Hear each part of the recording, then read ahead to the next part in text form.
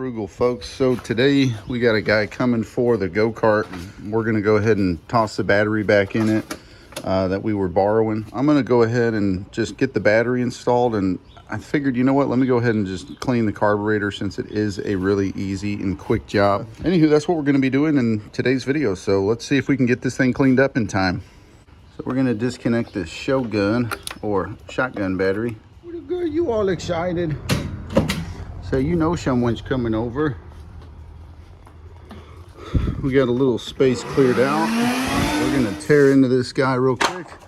I'll get it propped up. We'll address this tire situation. As you guys can see, it's flat and it does have some cracks in it, but we'll blow that out in no time. And then these carburetors are pretty simple, and I also have some rubber hose that we can use to replace this little breather tube. But yeah, shouldn't take much. These things are pretty simple. It's really just a handful of screws and a little bit of loving.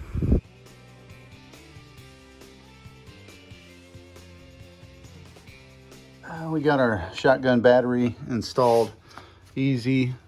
Come over here, turn the key. Engine's turning over now. We need to address the intake and the carburetor, so let's knock that out real quick. To ensure that battery doesn't go anywhere, we took an old strap from the back of a Croc shoe and rigged it up with a zip tie, so that way that battery's locked in.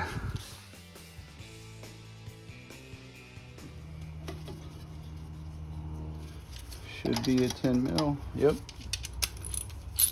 Lefty loosey.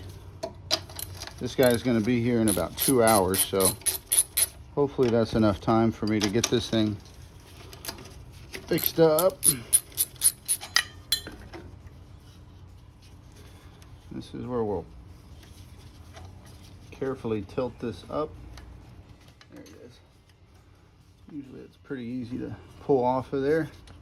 Now is a good time to grab some rags. Does not look too bad in there. Let me give you guys a close-up. So there's the carburetor, and thankfully inside it's not as bad as the air box was. Still some grime, but that should clean up pretty quickly. At this point, we really just need to disconnect the main throttle cable up here without bending it. You do have to be very careful about these guys because this little rod up here tends to bend, and it also has that spring that wraps around it, and that can be very sensitive as well. So just make sure you pay close attention to this guy here when you're taking it off. We don't need much. We want to make sure that this fuel line is clean as can be. We're also going to go ahead and borrow a little bit of this clean gas and clean up the face of our carburetor here.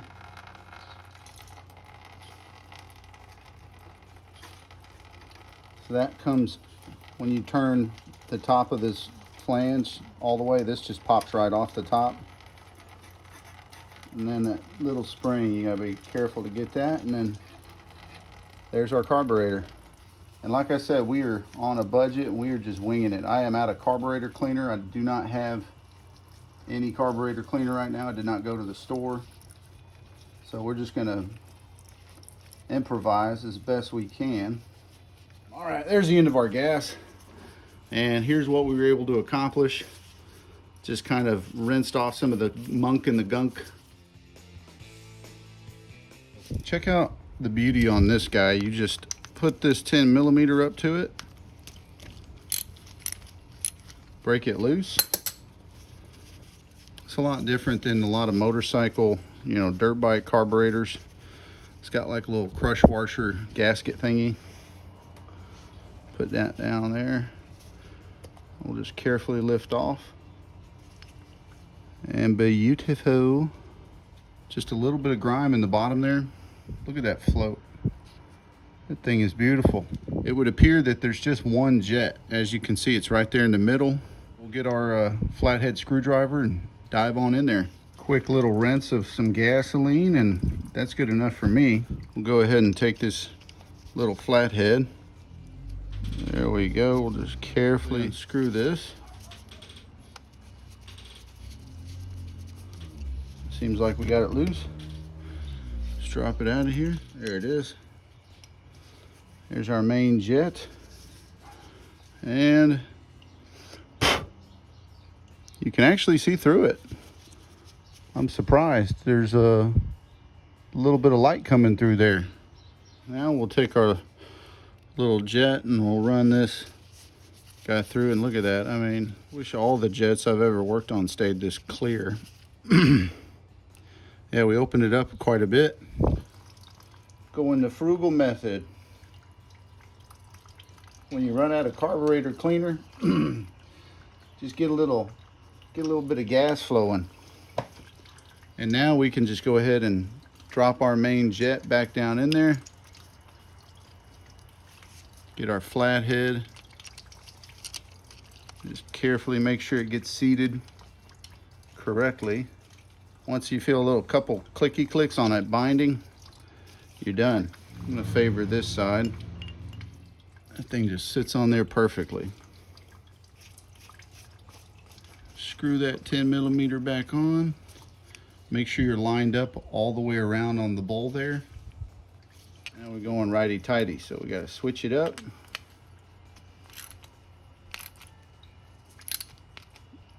That's it, tight. No tighter, hand tight is good enough.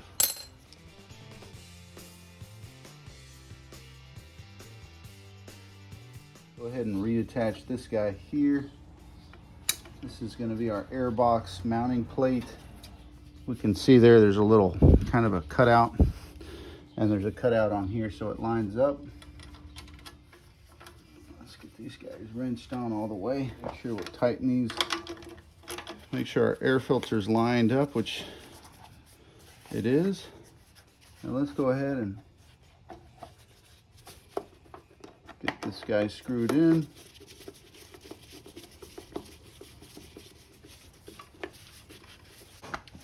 And these things, if we can carefully wiggle it out. There we go, got it. These things seem to just crack and rot and turn into crap in no time. So you can take some gas line hoses. I got, this one's a little too thick, so I think we'll use this guy. See if I can get this to fit. Cleaned off plenty good. Wiggle that in there. Grandma's garden clippers.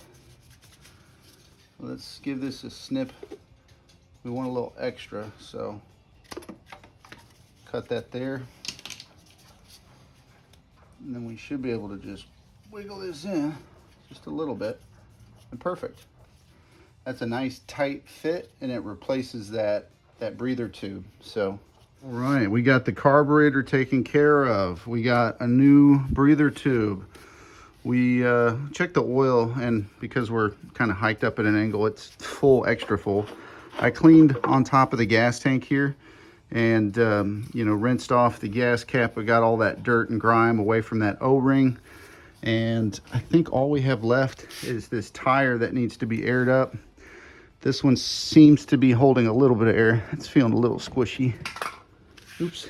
And yeah, let's put some gas in this guy and start turning the ignition.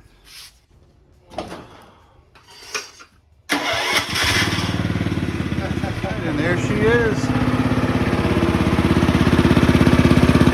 Running like a top.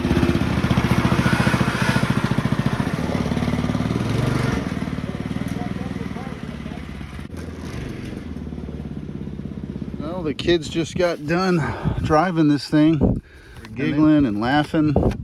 There is some sort of rattle that starts at about, I don't know, 10 miles an hour. I went ahead and put some lube on the chain and lubed up all the suspension points. So hopefully, yeah, I think we're good to go though. These two back tires are holding enough air just for a test drive, which is key. And yeah, we got it running. So our mission is accomplished for the day. Let's see if that guy actually shows up. He'll give us the $700 cash, and That'll be our flip for the day.